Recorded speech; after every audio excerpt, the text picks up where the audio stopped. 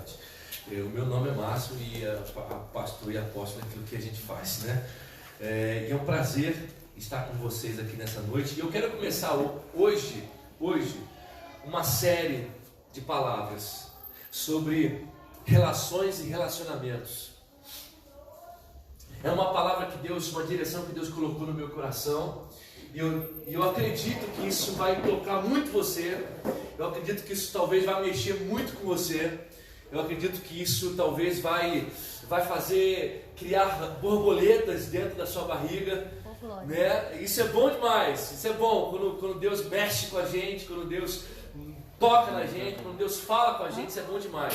Então vão ser 4 palavras, 4 domingos que eu vou estar falando sobre relações e relacionamentos. E eu tenho a certeza de que Deus vai tocar muito na sua vida. Você crê nisso? Eu creio, amém, amém, glória a Deus. E a primeira palavra que eu quero trazer hoje, o primeiro tema que eu quero falar hoje, é sobre revolução de vida. Revolução de vida. E para começar esse texto, para começar essa palavra, eu queria fazer uma pergunta para cada um de vocês. O que foi a coisa mais extraordinária que Jesus disse em toda a sua vida ministerial aqui na Terra? Alguém sabe me responder? Qual foi a coisa mais extraordinária dita por Jesus? Mais extraordinária. Dou-lhe uma. Dou-lhe 2. O que foi? O que foi a coisa mais extraordinária, mais revolucionária? O que foi a coisa mais inusitada que Jesus disse, que ninguém disse antes dele? Ninguém disse. A gente depois dele, a gente tenta fazer, a gente não consegue. Mas foi a coisa mais extraordinária. Alguém pode me dizer? Não. Não vale, que não vale. Que não vale. Dou-lhe uma, vamos lá, gente, vamos embora. E aí? O que você tem a me dizer, Sarinha? Stênio, fala, meu amigo. Mestre Vânia. Alguém tem uma ideia do que foi a coisa mais extraordinária dita por Jesus? Está consumado. Está consumado? Não foi. Não foi. Vinícius? Não? Nada? Fala, meu amigo. O Espírito Santo de Deus. Espírito Santo, falou sobre o Espírito Santo de Deus? Não foi. Luz, amor? Luz, amor? Quase! Tem alguma coisa a ver com perdão, não? Oi? Tem alguma coisa a ver com perdão? Tem alguma coisa a ver? Tem alguma coisa a ver. Então, eu acertei meio. Acertou bem, né? Tá certo. É 0,5 para você. A coisa, querida, eu vou dizer para vocês, a coisa mais extraordinária que Jesus disse, mais revolucionária que Jesus disse, mais inusitada que Jesus disse, que ninguém havia dito, e que vale, inclusive, a pena a gente ponderar, que quando, na época que Jesus veio, na época que Jesus surgiu na Terra, civilizações importantíssimas já tinham sido estabelecidas na Terra. A gente está falando das civilizações egípcias, a gente já está falando dos babilônicos, a gente está falando sobre os gregos, os romanos. Jesus, inclusive, ele chega 500 anos depois de Platão.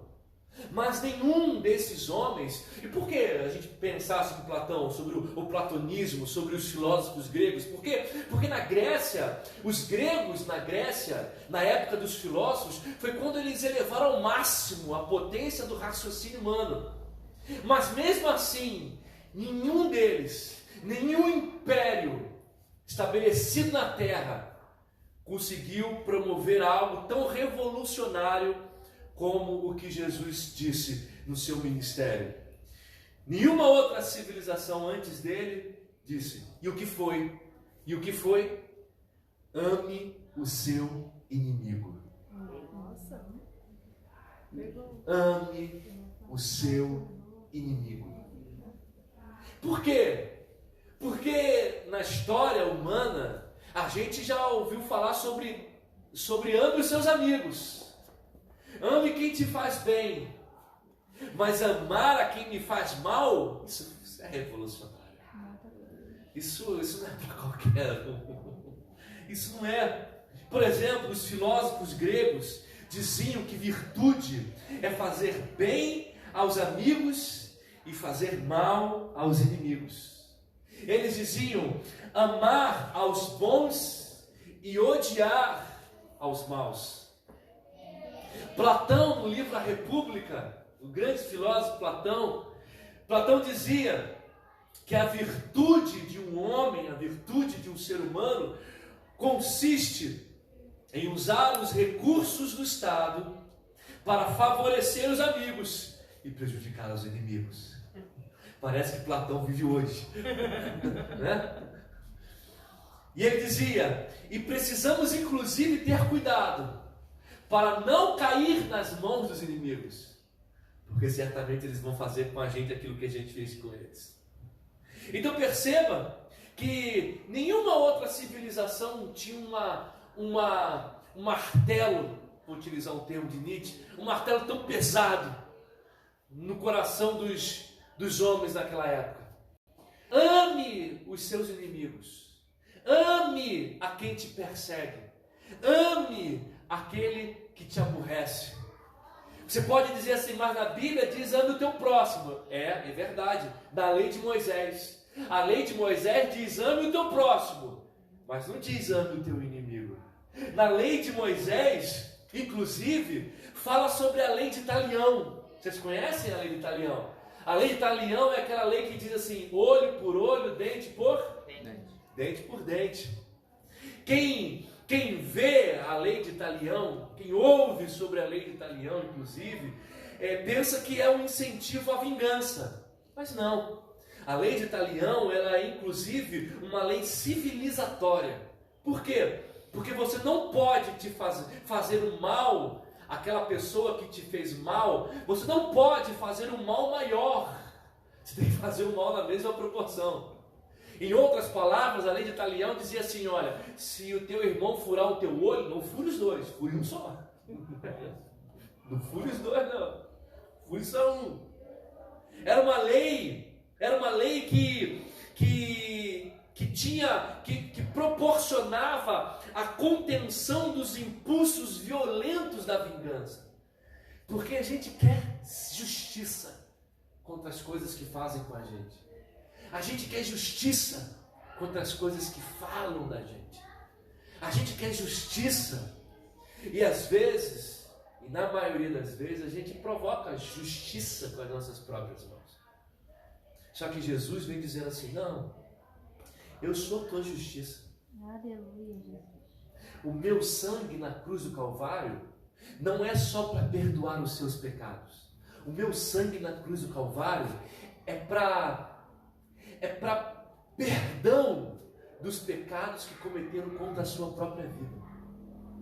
E que você clama por justiça, e que você clama por vingança. Jesus diz assim, ó, sente o meu sangue derramado como vingança que você quer contra o seu irmão. Eu morri, eu estou te oferecendo justificação, estou te oferecendo justiça, estou te oferecendo remissão, perdão. Aceite o meu sangue ao invés do sangue do seu irmão.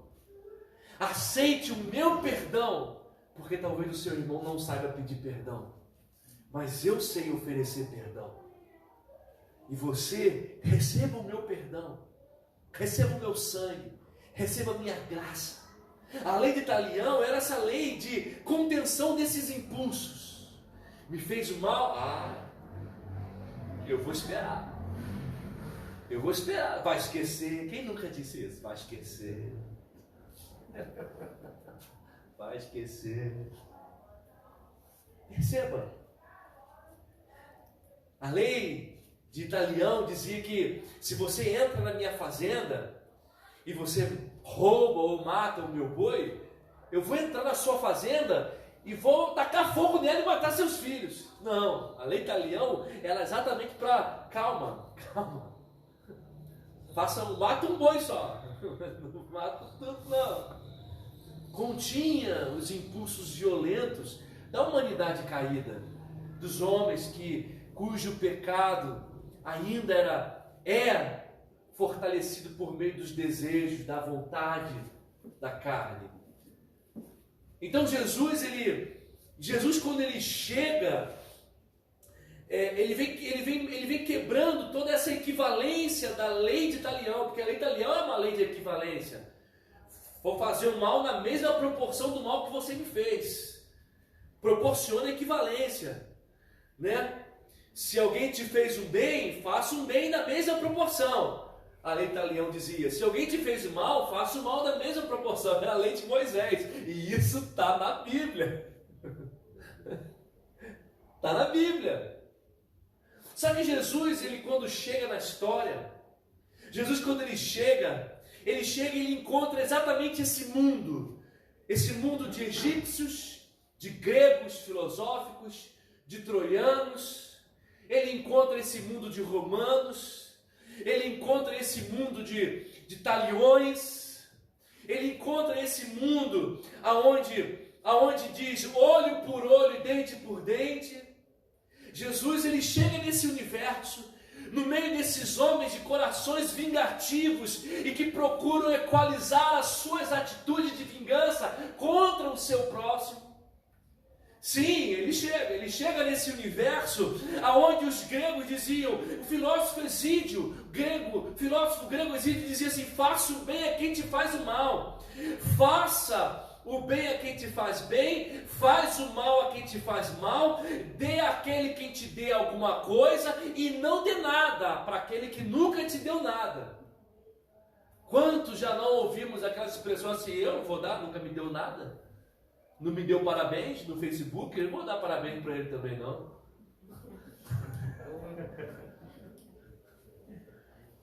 Perceba. Não vou falar, não falou comigo, também não vou falar. Jesus, quando ele chega nesse universo, ele chega nesse mundo, de olho por olho, de vingança, de equalizar, de equacionar as minhas ações contra o meu par, os meus pares. E Jesus, ele chega revolucionando, ele chega dizendo: vocês são filhos de Deus, ame os seus inimigos, ame quem fala mal de você, ame quem posta gracinha no Facebook contra você. Aleluia! Aleluia!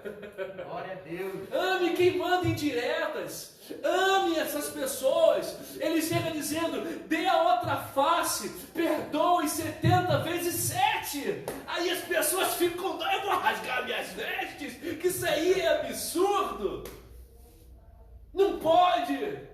Esse homem não é de Deus, porque eu preciso conquistar a minha vingança e a minha justiça do meu jeito, com a minha força, com o meu braço. Jesus chega revolucionando, Jesus chega trazendo essa revolução para o meio dos homens, e ele traz uma confusão santa. Que revoluciona? Isso é revolucionário, irmãos. Isso é revolucionário. E aí eu chego à conclusão que eu fico me perguntando se podemos ter uma vida assim, revolucionária. Será que você pode ter uma vida revolucionária assim como Jesus teve? Será que você pode revolucionar a vida de outras pessoas assim como Jesus revolucionou a vida de outras pessoas?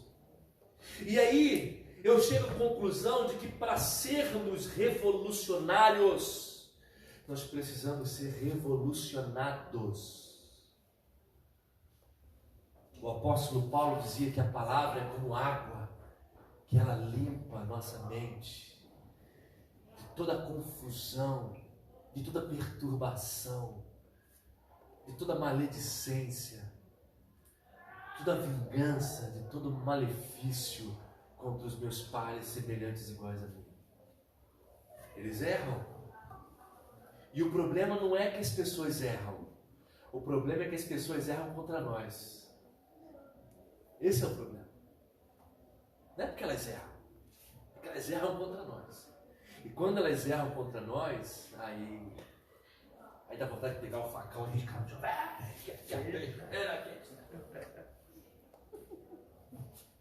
Jesus chega revolucionando. E aí, queridos, eu quero trazer uma afirmação. Sabe quando você vai defender uma tese na faculdade, ou uma tese de mestrado? Eu ouvi isso de um cara que defendeu uma tese de doutorado. Quer dizer, quando você defende uma tese, você defende algo que você pensa em todos os preâmbulos daquele conceito, e aí você traz uma afirmação, um estabelecimento que não pode ser revogado, que é estudado, é científico. E aí eu montei a minha tese para defender aqui para vocês hoje. E diante desse caos do mundo que a gente vive, das pessoas ruins que falam contra nós, que agem contra você, que perturbam a sua vida, que tiram a sua paz, nesse mundo caótico que ainda existe, porque, queridos, não adianta a gente viver, desculpe, nada contra os revolucionários posteriores, mas ficar orando às vezes, que haja paz no mundo, o mundo não vai ficar em paz, porque o pecado vai aumentar cada vez mais, e o mundo já jaz maligno. Eu acredito que a paz não pode faltar aqui dentro. A paz não pode faltar aí dentro. Por trás, ao redor de cada um de nós, esteja caindo tudo, mas aqui que não pode faltar paz. Aqui não.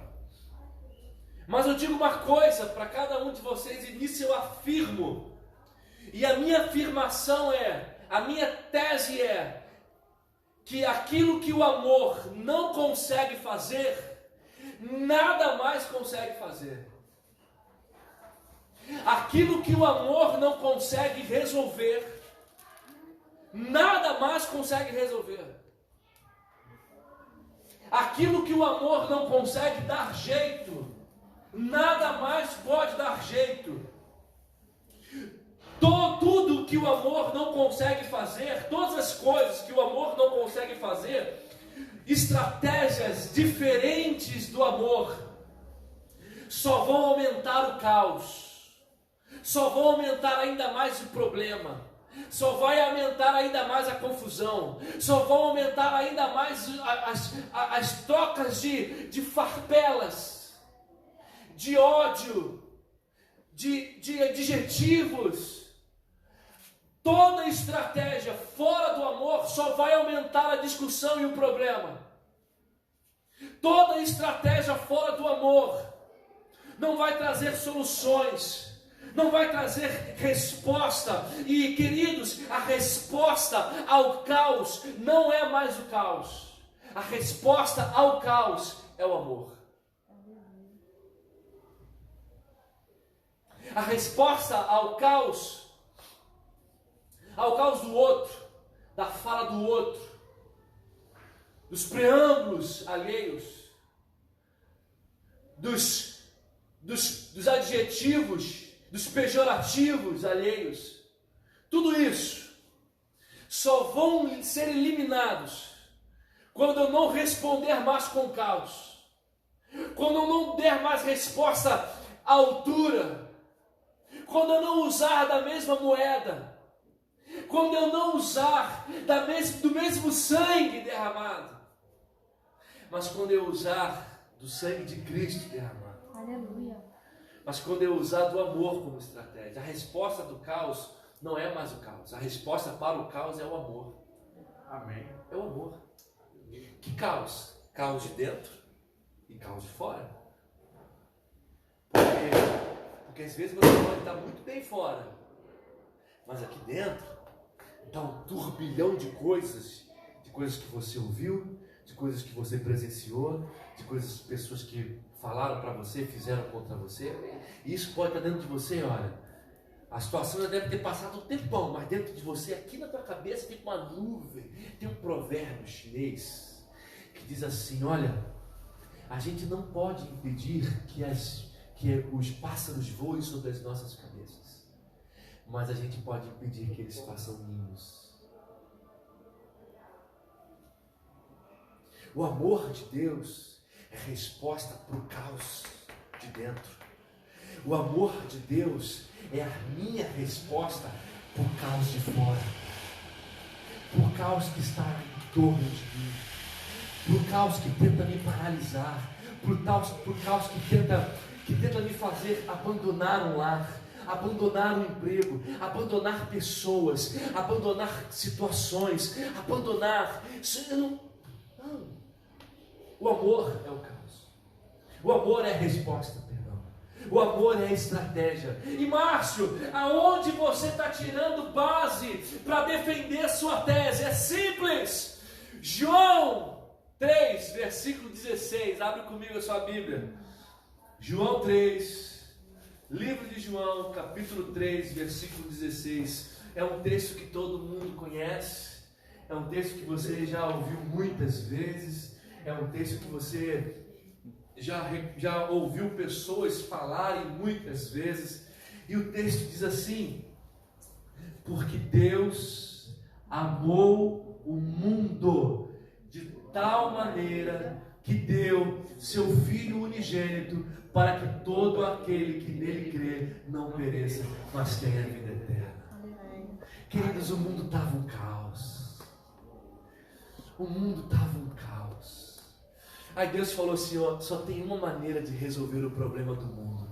E não só do nosso mundo, mas dos mundos que virão com os novos nascimentos e as novas épocas, as novas eras. Só existe uma resposta para solucionar o problema do mundo. Eu vou amar o mundo. Eu vou amar o mundo, mas eu não vou querer nada em troca. Aleluia.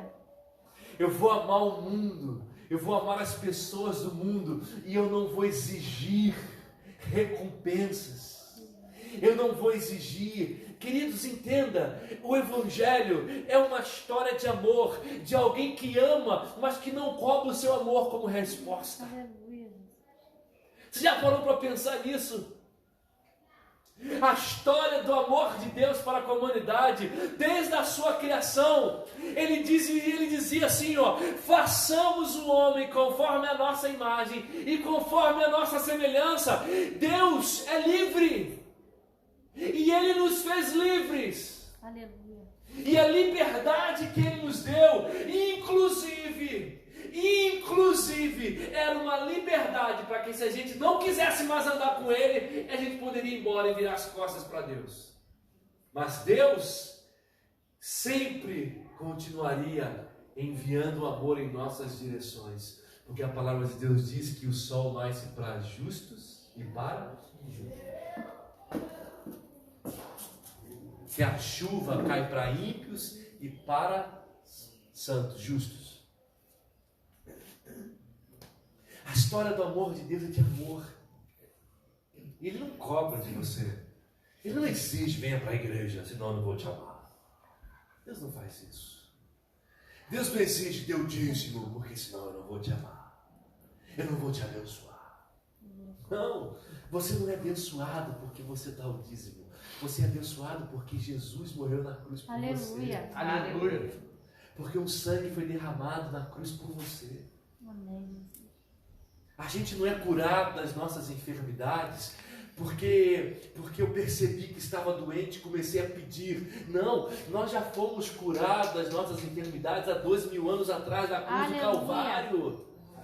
Eu não sou próspero porque eu vi que eu estava quebrado e pedi para Deus me prosperar. Não, eu sou próspero há 2000 anos atrás, lá na cruz do Calvário. Aleluia. O Calvário é uma expressão de amor.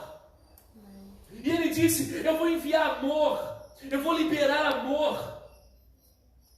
Eu vou liberar amor para produzir, para resolver esse caos, para dar como resposta ao caos que vem em minha direção, para trazer como resposta ao caos que sobe até os céus. Eu estou vendo aonde os meus filhos vão chegar e eu vou dar a resposta, eu vou dar a estratégia certa para eles agirem. Glória. Aleluia.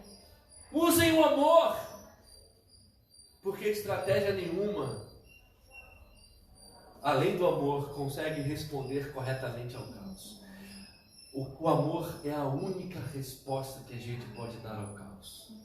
A única resposta que a gente pode dar ao caos. E aí você pode me perguntar assim: Márcio, é possível viver essa vida?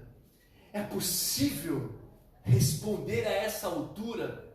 É possível chegar a esse patamar, chegar a esse nível? Eu digo sim, é possível. É possível, claro que é possível. Primeiro, não pelas suas forças, é possível pelas forças de Deus. Porque, meus amigos, se vocês, quando decidem fazer algo bom para vocês, o resultado é positivo, é agradável. Imagina quando Deus começa a operar através de vocês. Aleluia. Que tipo de resultado nós não vamos ter? Que tipo de respostas nós não teremos? Então eu digo sim, é possível nós alcançarmos isso. E na Bíblia tem um exemplo maravilhoso que eu gosto muito de dar, que é um homem que ele passou por um processo de mudanças e transformações assim extraordinárias, que é a vida do apóstolo João, conhecido como o apóstolo do amor. Eu queria que você abrisse comigo a segunda epístola de João, capítulo 1. Vamos começar brevemente falando sobre ele.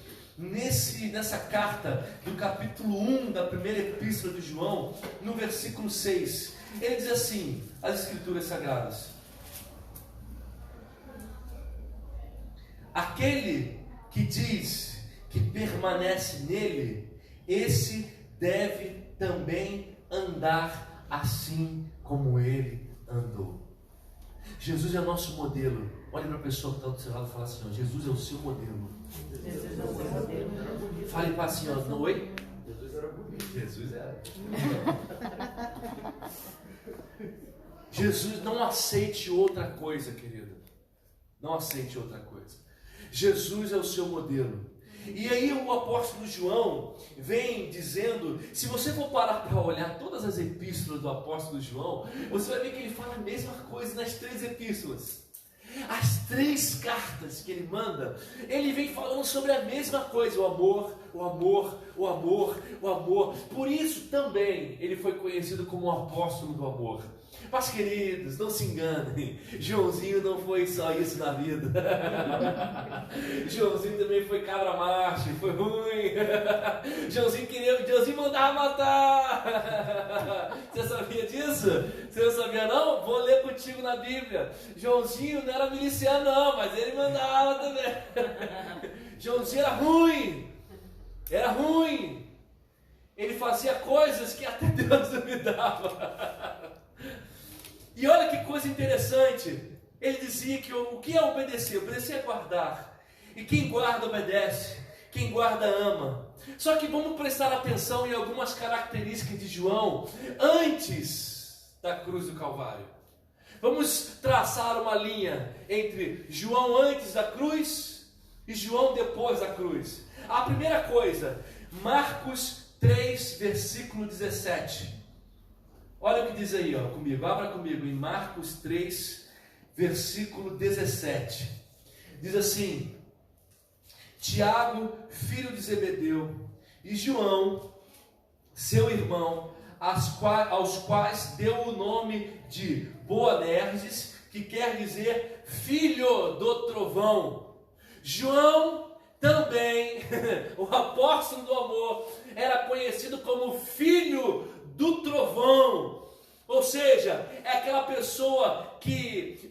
Uma coisa interessante, um parênteses aqui, é porque se você coloca o nome, naquela época o nome dava referência às características de uma pessoa. Não só a sua personalidade, mas também daquilo que ela fazia, da sua ocupação e também do lugar aonde ele veio. Quando Jesus bota o nome dele de Filho do Trovão, mostra que claramente de que ele era uma pessoa o quê? Tempestuosa. Sabe aquelas pessoas? Graças a Deus aqui todo mundo é santo. Todo mundo aqui não briga, não discute. Não, graças a Deus, né, meu diácono do amor? Eita, Pai. Aqui todo mundo é a bênção. Ô, glória. Aqui, mas João não, João era filho do trovão, bicho bruto, bravo. Outra característica, Lucas, capítulo 9, por favor, Lucas capítulo 9, versículo 54, Lucas capítulo 9, versículo 54 diz que, vendo isso, os discípulos Tiago e João perguntaram, olha quem estava no meio, Tiago e João, Senhor, queres que mandemos descer fogo do céu para os consumir?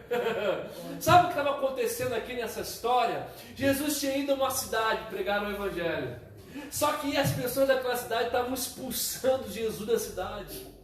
Aí Tiago e João, tomando partido de Jesus, falaram assim, vamos descer fogo do céu, vamos matar todo mundo. O apóstolo do amor era mais ou menos se você vai no restaurante com a sua esposa, o garçom te serve mal, e aí você fala assim, Jesus, mata tudo, destrói esse estabelecimento, não serve para estar aqui. Um homem cheio de ira, cheio de ressentimento, cheio de vingança, mas graças a Deus aqui todo mundo é santo. Não tem isso. A gente não tem que lidar com ressentimento, com as injúrias, graças a Deus. Mas o apóstolo do amor, não. O apóstolo do amor, ele mandava matar. Marcos, abre sua Bíblia comigo em Marcos, capítulo 10.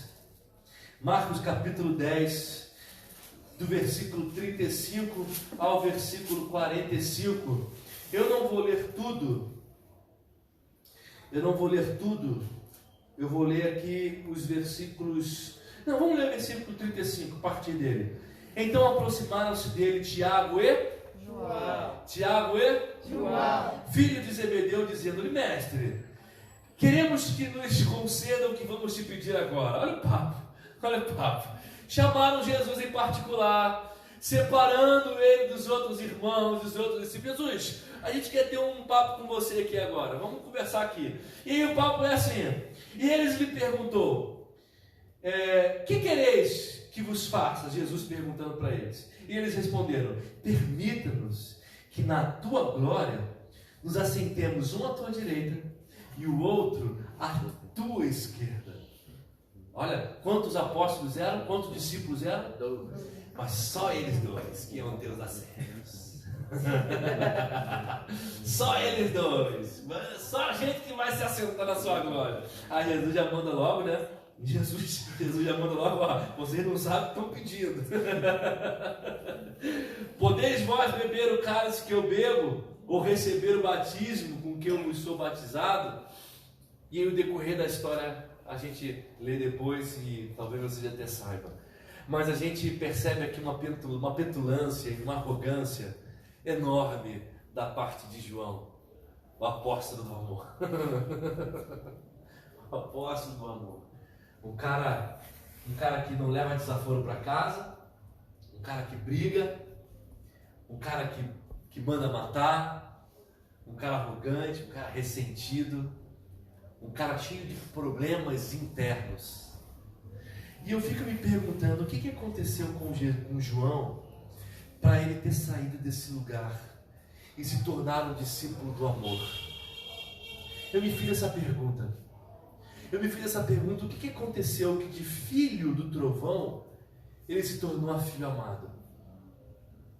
O que aconteceu no meio do caminho que daquele que mandava matar para dizer para Jesus, eu morro com você, eu vou ficar com você até o final, eu não vou abrir mão de você. O que aconteceu com esse homem? Daquele homem ressentido, daquele homem barulhento, daquele homem de caos. O que aconteceu com aquele homem de vingativo para amor? E aí a minha resposta que eu encontrei na Bíblia foi que João foi o único discípulo que viu a cena da cruz. O apóstolo João foi o único discípulo que viu a cena da cruz. E o que João viu na cruz, ao ponto de criar uma revolução na sua vida. Eu digo para vocês, o que João viu, primeiro, João viu 3 cruzes. João viu 3 cruzes, 2 ladrões e um Deus numa cruz. Não pode, um Deus numa cruz. Ele era Deus. Eu penso que João dizia: eu estava no monte da transfiguração. Eu ouvi a voz dizendo: esse é meu filho amado. Eu vi Moisés e Elias se prostrar diante dele. Eu vi a sua face resplandecendo como a luz do sol e transfigurando. Eu vi a nuvem descendo, a nuvem branca. Eu vi ele dizendo: não tenha medo, eu sei que ele é Deus. Como pode 3 cruzes, 2 ladrões e um Deus numa cruz, morrendo como um bandido pelos nossos pecados, pelos meus pecados? Não pode. Não pode. Ele não pode estar lá. Ele não podia estar lá. Aquela cruz não era dele, não era para ele.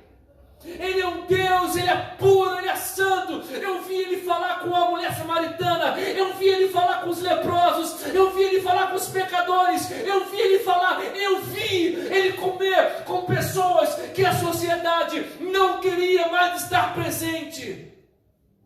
Mas ele está ali, injustamente. Que amor é esse? Que ele vinha tentando dizer para a gente, que ele vinha tentando dizer: convém ao Pai e aos céus e a mim que eu vá, para vos preparar um lugar. Que amor é esse? Não pode, essa cruz não é dele. E aí é outra coisa que ele dizia, que ele percebia naquela cena de cruz, é que as 2 cruzes pertenciam aos 2 ladrões, mas aquela cruz não era dele, era de Barrabás. Ele ainda troca a luz de um cara que era assassino, e ele ainda era assassino de publicanos e cobradores de impostos. Quem sabe a sociedade não os livrou para poder ter mais liberdade econômica. E por que aquela cruz não era dele? Porque para caber o corpo dele tiveram que deslocar o seu ombro. Porque aquela cruz, o corpo de Barrabás era maior, a estrutura de Barrabás ele era maior, ele era mais encorpado. E não dá, eu estou puxando, não dá, então puxa mais até deslocar. Coube. Barrabás, o nome em gregos significa Bar-Abas.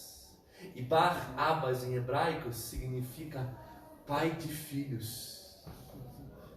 Deus troca a cruz dos filhos para a cruz do Pai. Ele dizia que aquela cruz não era dele, não era para ele estar ali, era para Barrabás estar lá. Mas ele ainda trocou por lugar do Barrabás, um assassino. Que amor é esse? Que amor é esse, gente? E aí ele viu mais uma coisa. Ele viu que ele foi no momento desde a Via Cruz. Ele foi chicoteado. Ele foi esmurrado. Ele foi xingado. Ele foi cuspido. O que ele fez? Ele não fez nada. Ele está ali por vontade própria.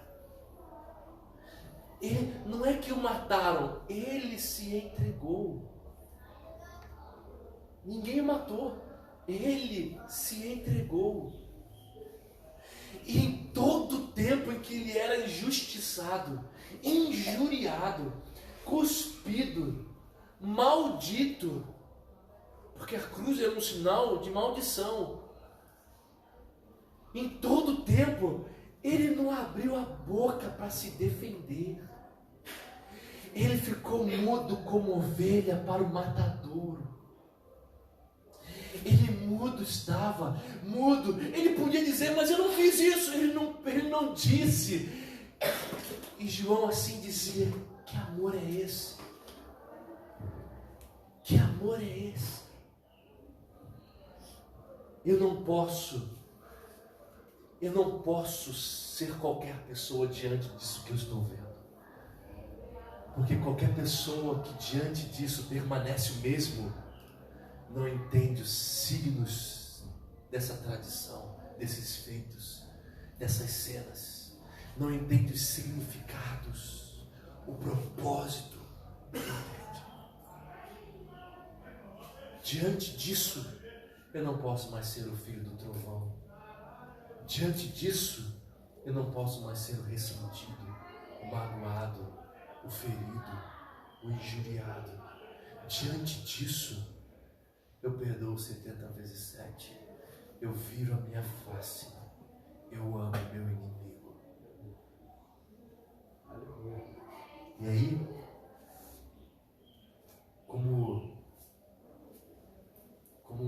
representatividade do João, eu quero ler a primeira epístola de João, capítulo 4, a partir do versículo 9. A partir do versículo 9.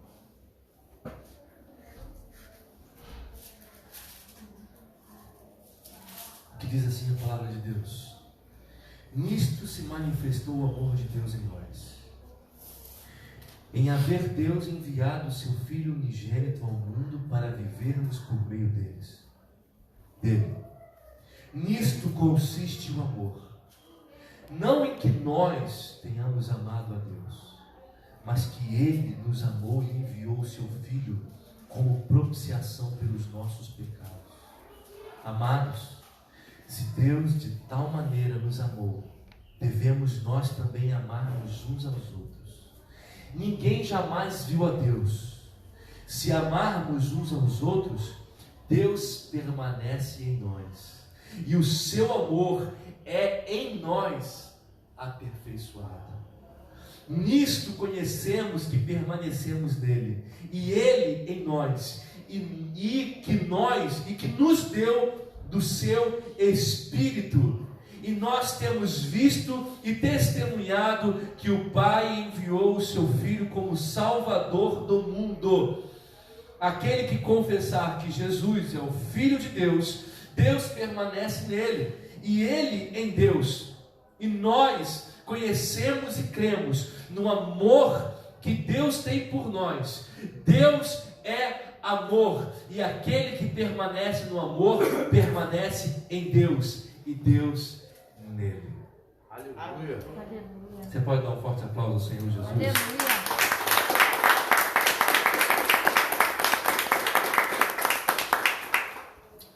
Você pode ficar de pé no seu lugar? Eu queria fechar dizendo: aquele que é nascido de Deus ama. Aquele que é nascido de Deus ama.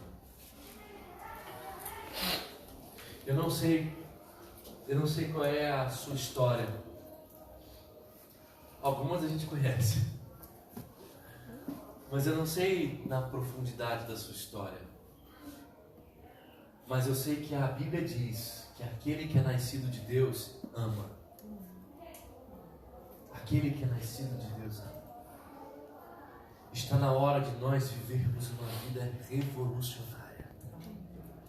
Está na hora de nós vivermos uma vida de revoluções. E de revoluções na sociedade. De revoluções dentro da minha família. De revoluções com os meus filhos. De revoluções no meu trabalho. De revoluções na sociedade. De revoluções na igreja. Porque hoje no mundo contemporâneo, eu até escrevi isso nas minhas redes sociais. Hoje no mundo contemporâneo, é muito fácil dizer eu amo você, quando a gente não tem a responsabilidade de verdadeiramente amar o outro. Eu posso te dizer eu te amo, mas eu não quero ter responsabilidade, não tenho responsabilidade contigo. Cada um cuida da sua vida. Só que não foi isso que Jesus fez. O mesmo Jesus que chegou lá para os gregos, para os egípcios, para os babilônicos, os mesmos Jesus que chegou revolucionando os romanos, os gregos, os filósofos, É o mesmo Jesus de hoje. Nesse mundo tão difícil que a gente vive. Nesse mundo tão cheio de cativeiros na alma. Tão cheio de pessoas que querem estabelecer as suas verdades. De catequizar as pessoas com as suas verdades. É um desafio para a igreja. Dizer assim, ó, eu amo você mesmo você me batendo. Eu amo você, eu viro a outra face. Eu amo você. E eu gosto muito, eu prometo que aqui eu finalizo, eu gosto muito de Estevão, daquela passagem que Estevão estava sendo apedrejado. Ele recebia pedradas, e a gente não pode mensurar o tamanho das pedras, mas ao ponto de matá-lo, não eram pedras pequenas, eram as pedras que machucavam a carne. Mas teve um momento em que as pedras não fizeram mais sentido. Teve um momento em que as pedras perderam seu valor, perderam a sua dor, o seu significado. Foi exatamente o momento em que ele olha para os céus e vê os céus abertos e vê Jesus em pé, recebendo ele de braços abertos. Isso me ensina que quando eu olho para a glória de Deus, as pedras deixam de fazer efeito em mim.